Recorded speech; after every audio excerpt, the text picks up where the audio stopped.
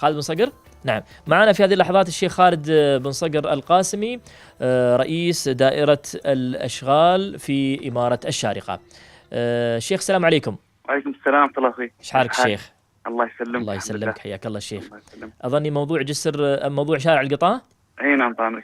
تفضل الشيخ خالد. الله يسلمك. اخوي ابراهيم، احنا عندنا موضوع التقاطع هذا اللي نعم. من القطاع لحد طريق المدام. نعم. تم ملاحظة يعني افواج السياح اللي تقوم بالمرور في المنطقة هذه بطريقة شوي عشوائية يعني. عشوائية نعم. وفوضوية. وتم تركيب السياج أها. ما بين طريق القطار. السياج راكب حينه؟ اي نعم، السياج موجود. سبحان الله، ما انتبهنا على منطقة المزارع. نعم، ولكن مع الأسف يعني الشركات هذه للسياحة قامت تقطع السياج هذا. اوف، معقول للدرجة هذه؟ هنا عندنا احنا يعني بعد ما تم تركيبه تقريبا بأقل عن أسبوعين تم قطع يمكن 7 أو 8 مناطق من هالسياج. يا الله. وتم التنسيق مع شركة الشارجة يعني بتكثيف الدوريات على هاي المنطقة وإعادة إصلاح هذا السياج في المنطقة. المقطوع يعني. هو السياج الحين صاير الشيخ على يمين ويسار الشارع؟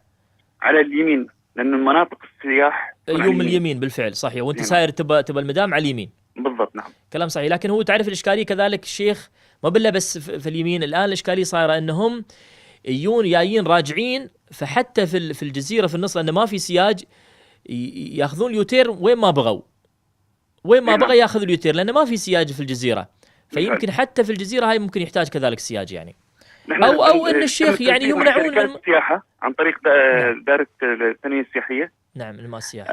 الماء السياحي انهم ينسقون مع هذه الشركات ان يعني هذا الطريق غير مستخدم، لانه يعني اصلا طريقة الوصول الى المواقع السياحية هي خطأ غير قانوني. بالفعل. لأنه يتم عبور الجزيرة الوسطية مثل ما تفضلت. نعم. وعبور منطقة اصلا مسكرة ومنطقة مملوكة للناس، مش يعني منطقة يعني فيها صحيح. طريق. صحيح. تم التنسيق معهم باستخدام طرق اخرى عن طريق الشركات هاي، عن طريق ابلاغ هذه الشركات. يعني احنا ان شاء الله بنتفردهم بس قريبا، لان احنا لاحظنا يعني كذا مره بعد ما تم التركيب يقطع، تجي الشركه مره ثانيه تصلح السياج ويرجع يقطع.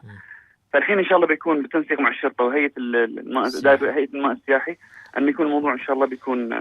نحن كذلك الشيخ بنحاول كذلك نتواصل مع الاخوه في هيئه الماء التجاري والسياحي بالموضوع هذا، ويعني نعرض عليهم الاشكاليه هذه الشيخ ان شاء الله. ان شاء الله. جزاك الله خير الشيخ، وما قصرت على التوضيح في المساله هذه. مشكور الشيخ، مشكور، جزاك الله خير. الشيخ خالد بن صقر القاسمي، رئيس دائره الاشغال العامه في الشارقة.